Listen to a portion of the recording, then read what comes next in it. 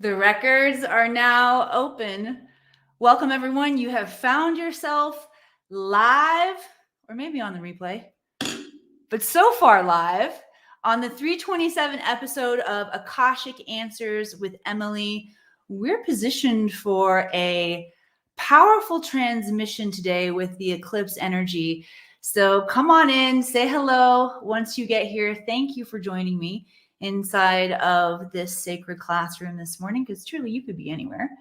And I'm excited that you are here joining me for the quest for self-truth and evolution. If that's what you're looking for, you are in the right place today. We are going to explore through the realm of the Akashic records.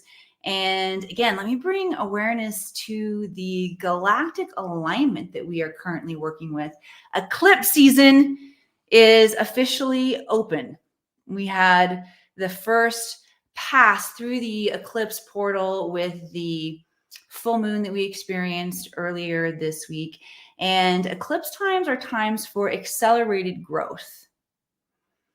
Which brings me to our topic today. The Akashic records are a spiritual technology that are available to each and every one of you once you know how to use them, that will help you, that will bring instantaneous wisdom, guidance, and clarity from God mind, from universal consciousness for you during this time of rapid acceleration.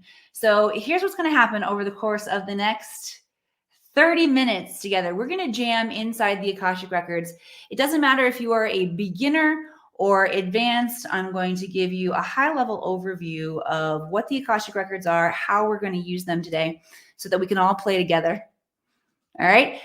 Also, so we can all play together, say hello to me once you get here. Let me know who's joining me. Lisa, I see you. Katie, what's up, Shell Baby, Radiant Energy Angel? I'm so happy that you are here. Ooh, Apollo just joined us. I felt him jump on my chair. There. Uma, I see you here. Dink, I see you here on Instagram. Welcome, everybody. Ravina, hello. Those of you who are joining on the replay as well, hello. Buckle in. Apollo's here to help us hold the energy. We are going to bring through some radical activation from the realm of the Akashic records today. All right, so we're going to jam for the next half an hour. You guys are going to ask questions. You can already see my chat box lighting up with questions. This is how the Akashic records work. I said I would give you a high-level tutorial so that we could all play together. First, let me introduce myself, though, because I imagine we have a couple newbies here in this space. Let me know if you are a first-timer coming in. I'm Emily Harrison. I'm the founder and director here inside the Akashic Academy, which is a modern-day mystery school specializing in training in your Akashic records. The Akashic records are the realm of consciousness that hold all information, past, present, all possible futures. And this intelligence is recorded from a neutral perspective. Neutral means unconditional love and zero judgment. You can also call this realm of consciousness God mind, universal intelligence. And when we tap into this space, when I say tap in, it means become a vibrational match. You have mechanisms and gateways within your body that are already connected to God mind. In order to access them, you have to achieve a certain vibrational frequency yourself. It's part of the training and how to remember how to access your records.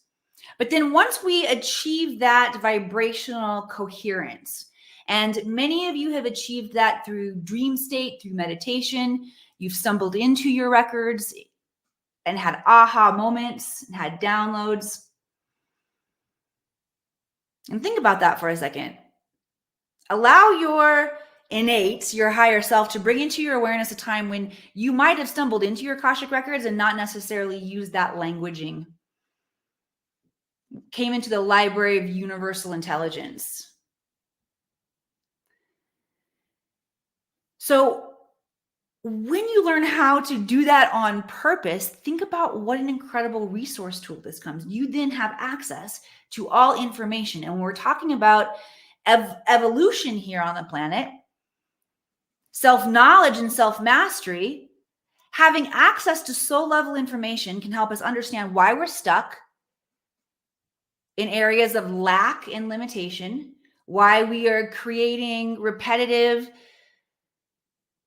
unfulfilling circumstances in our careers, in our relationships.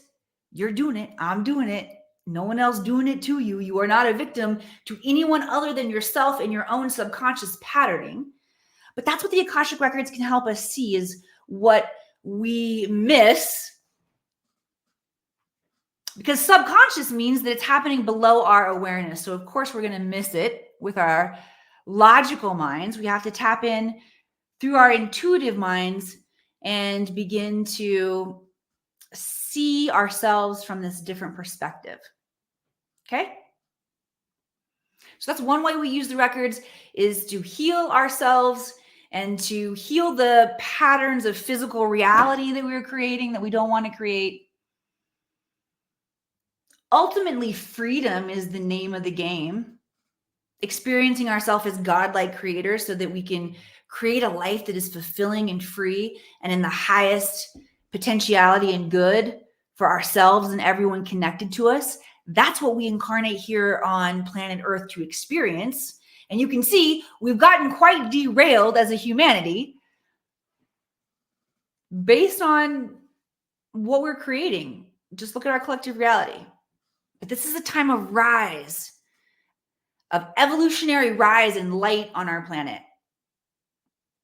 We are aligned to galactic center right now, which is sending photons of light that are activating aspects of your DNA, waking up your intuition so that you can look at life differently.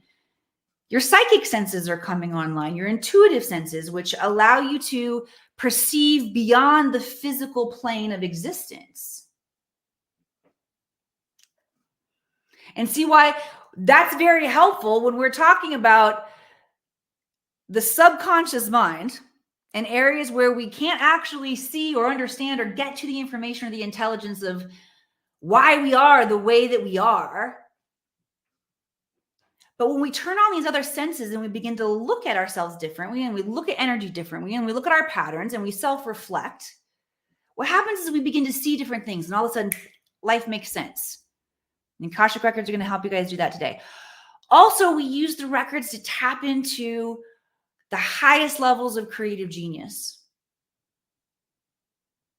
But I can assure you, tapping into these higher levels of creative genius is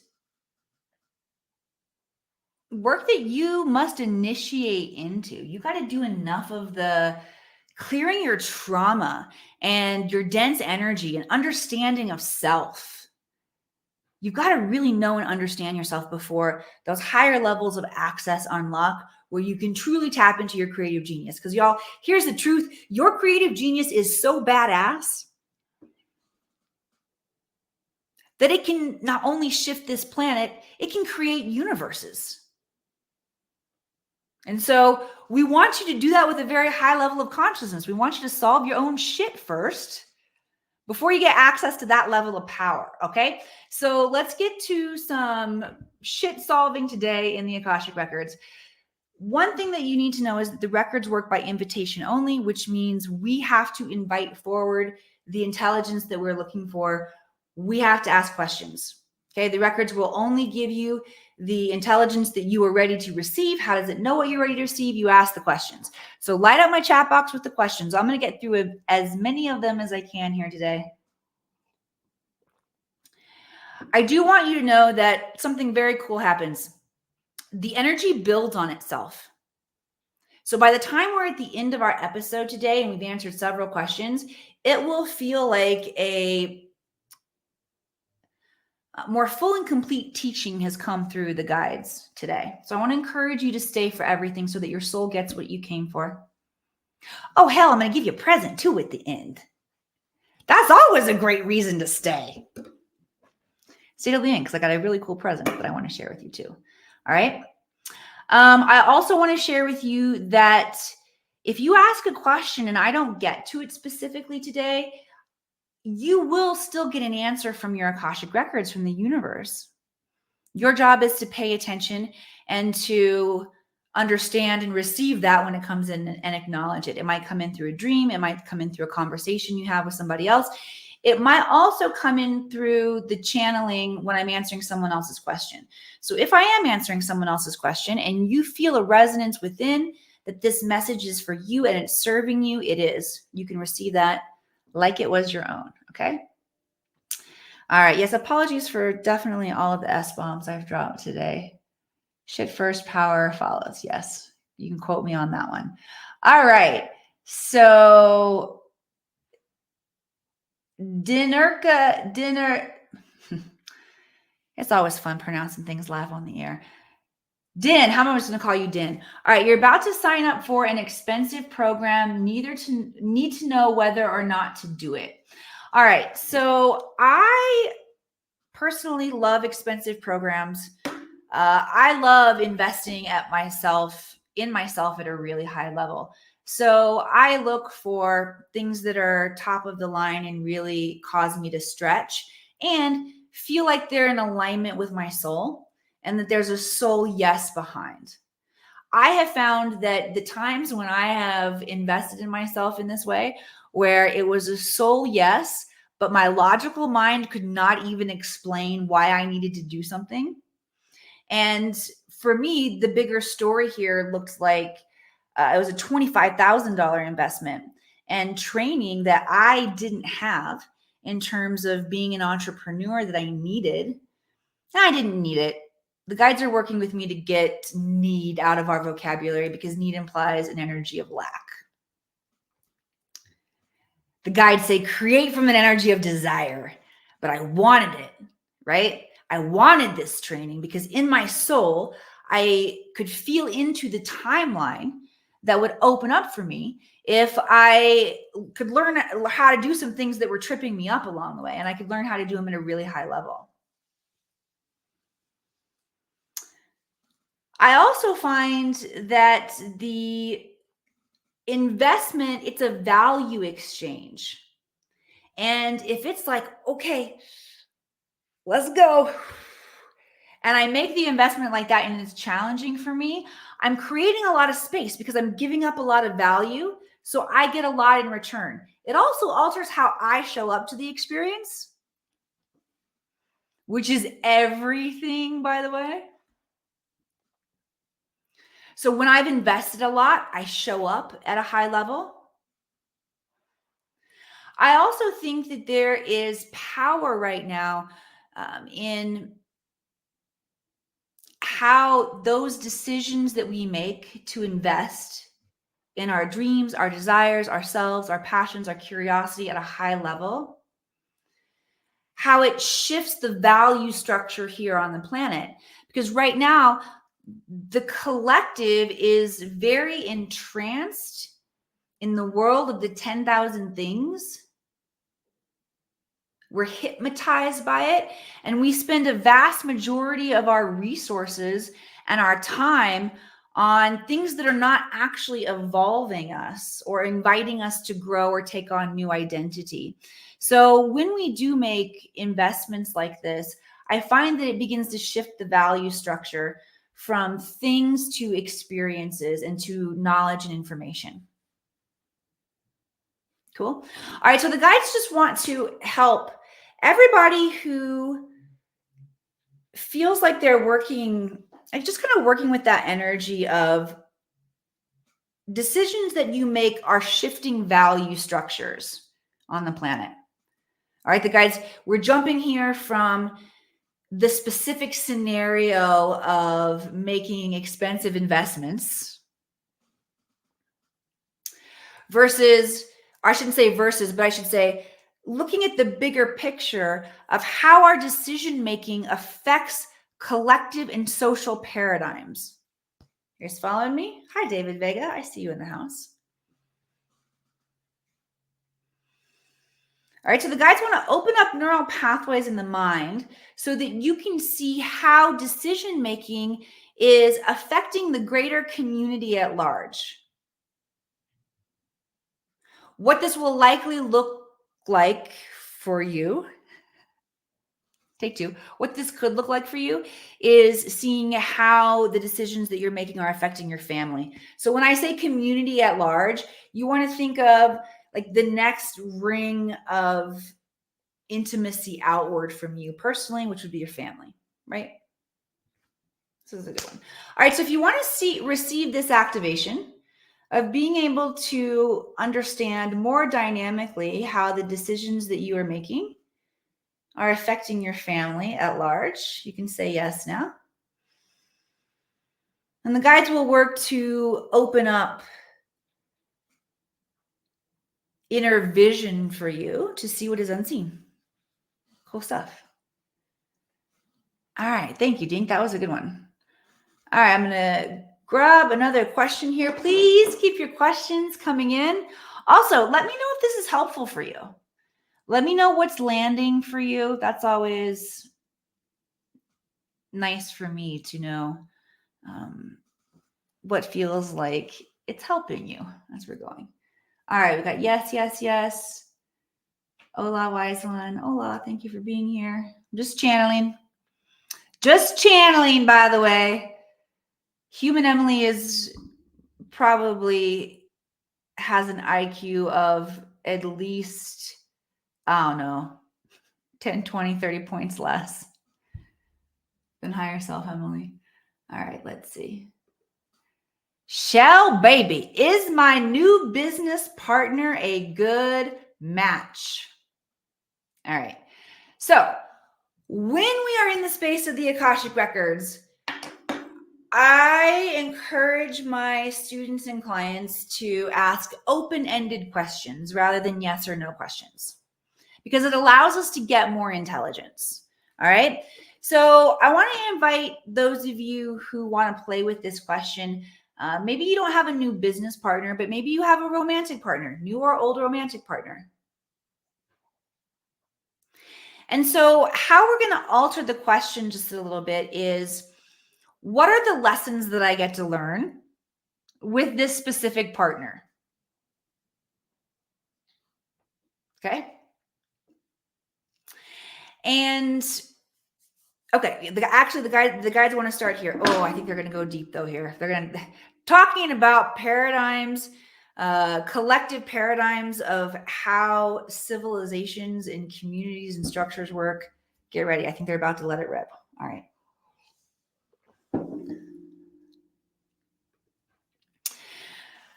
So first of all, let's play with part A of this question, which is, what lessons do I get to learn with a specific partner? And I want you all to find someone in your field in your life right now that you can work with. Okay. So before we came into this space together, I opened up the Akashic Records of the Akashic Academy. So if you're at a place where you can slow down and do the work here with us, which means you're not driving or you're not taking care of small children or otherwise engaged with another activity, but if you're at a place where you can give your full presence, I'm going to invite you to get really still, because the intelligence, the consciousness of the Akashic Academy is flowing through this transmission, whether you're watching live or whether you're watching on the replay. And you can tap into that frequency of higher mind and higher intelligence. Okay. And you can get specific information that flows into your mind, into your imagination right now, based on the questions that we ask. So first of all, let's set a clear intention. Who are you working with? You don't have to tell me in the comments. Just know. It's important that you know. And then asking your Akashic Records, what lessons do I get to work with this specific partner?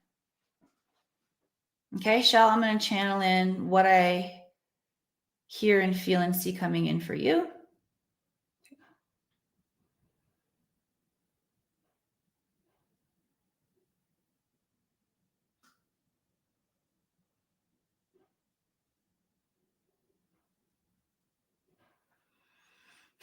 Okay, Shell, baby, we can talk about this one off camera, girl.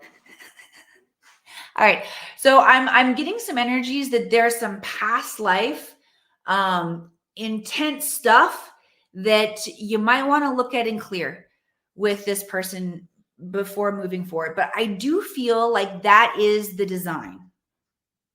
That's the goal. That's the higher intention. That is moving this relationship into divinity. It's evolving the relationship.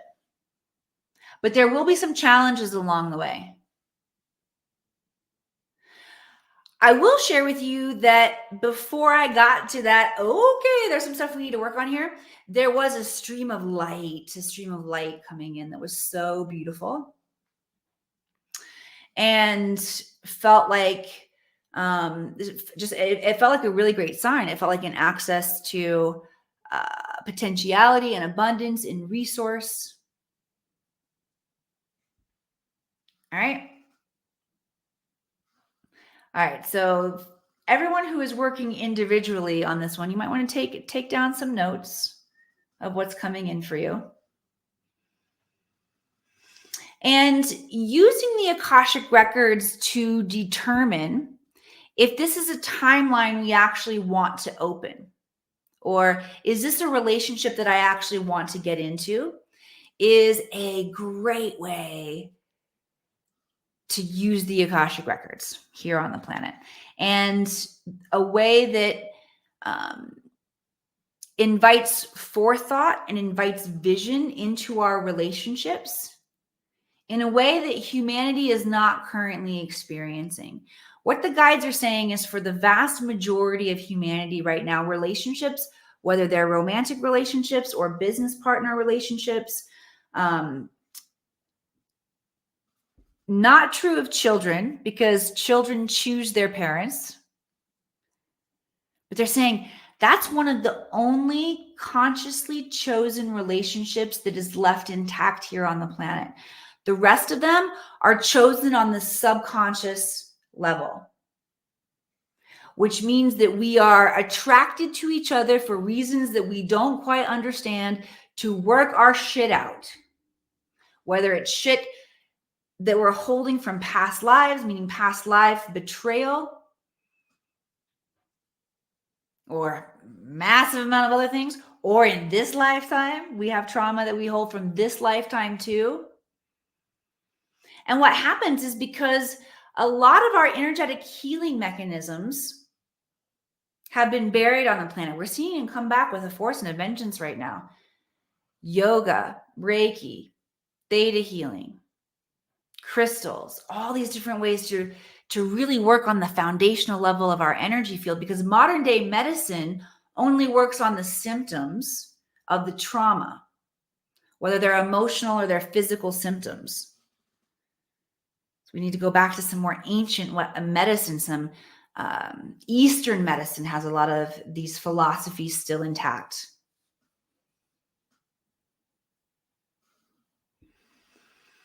Okay. All right. So let me come back in here to relationships. So what the guides were saying is that we need to be aware and take ownership for, we've gotten ourselves into relationships by just saying, oh, there's something that I like being, something that it like enlightens, or sometimes it even is a dysfunctional energy. It's more like a weird addiction, hurts so good, like when we get addicted to drama or narcissism. But we can't always pinpoint exactly why we love being in someone's field, but we just get a charge from it, so we continue to do it. And we just allow a relationship to unfold. And what happens is, the more we do that, the more our energy, physical, emotional, spiritual energy gets entangled. And so it feels like we should have a commitment, or we should make a commitment, or a commitment is the next thing coming. But that's not of the highest level of clarity and truth. It's a symptom of how we've entangled our energy with somebody without making a conscious choice. So what we can begin to do is come at this from a more enlightened perspective and say, all right, what do I want out of a relationship? First of all, romantic or business? What are my goals? Defining what you want and what you want to create. man, you are a powerful creator. And if you don't take the time to intentionally do this in your life and you operate on default, whether it's your business or your relationships or XYZ, fill in the blank, you're missing an opportunity to create with a high level of intentionality and mastery. And I'm not saying that go with the flow isn't an important season that we need to embrace, energy that we need to embrace in our life. But don't go into avoidance around how powerful you are. Okay? Flow energy is something that should keep you in alignment with your highest timeline.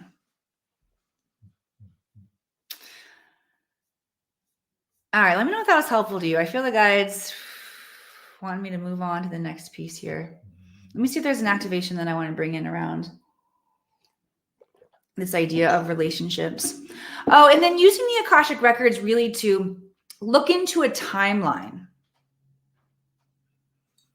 on opening, I should say, take two. Another way to use the Akashic records is to go into a state of meditation and ask to feel into or see the timeline of this relationship unfolding. Those of you who have been doing this work at a higher level, at an advanced level, you'll likely see things in your mind. You'll see scenarios playing out, or you will hear intelligence coming in. Those of you who are beginners and it can feel more challenging to pick up on the subtle cues of your imagination, that you might feel like the imagination is somewhat blank. If that's the case, I'll say tune into the body. Notice how your body feels. Just sit there and say, all right, if I go into a relationship with this person, business, romantic, if I make this decision to lean into this investment, what's there for me? And see what you get coming into your imagination. All right. It's that easy to use. All right. So I did promise you all a gift. If you're joining me on Instagram, I want to invite you to check out Linktree in my bio after this and find the PDF worksheet we have. Open a vortex in your own home. For those of you who are on StreamYard, I'm going to leave it for you right here again. This is an awesome resource that my team has put together that will take you step by step through the process of creating intention and sacred space in your home, that you can call in the frequency of higher intelligence. You can call in the frequency of joy, laughter. This is designed to be a tool that supports you in your evolutionary growth here on the planet. So I want to make sure that you all have access to that. Again, we are powerful creators here. And as we tap in with intention and we support ourselves, we invite higher frequency energy into our physical environments to support us. You will hold a vibrational frequency of love and compassion and wisdom. It's going to change your life. It changes how you approach life. All right, we got 2 minutes here. And I see my friend David Vega. David said, something told me to come in. How are the eclipses going to affect our thought? And what should we do about it to keep our positive energies? I feel drained and tired of everything. Yes. So as we are working with the full moon aspect of the eclipse energies, full moon is a time where we symbolically have the opportunity to see into the darkness. The full moon is at its highest illumination. And so we see into the darkness or the shadow or the subconscious, right? We're seeing aspects of our behavior. You might also see aspects of your thought. For me, here's what it looks like. I see where I complain all the time. I see where my default mode of my mind, if I can get too tired or worn out, it especially happens, but default mode of my mind can, let me call it old default mode. Old default mode of my mind is flipped to negative to see what is wrong first. And I look around and be like, see all the things I need to fix. This especially happens if I've been traveling and I've left my children home alone and I come back. Usually what I see is everything that they didn't do correctly and what needs to be fixed. And it allows me to see, oh, this operating system is still happening inside of my mind. Okay, that's what it looks like for me. I would love to know what it looks like for you all when you begin to perceive your own dark thoughts, when you become aware of them. I'm going to encourage you to share in the comments. We're going to wrap up for today. I hope that this time spent together has been of service to you. And I do ask for you to share in the comments, what does it look like for you as your negative thoughts, your shadow thoughts present themselves? It's going to be a really helpful exploration for us all as we begin to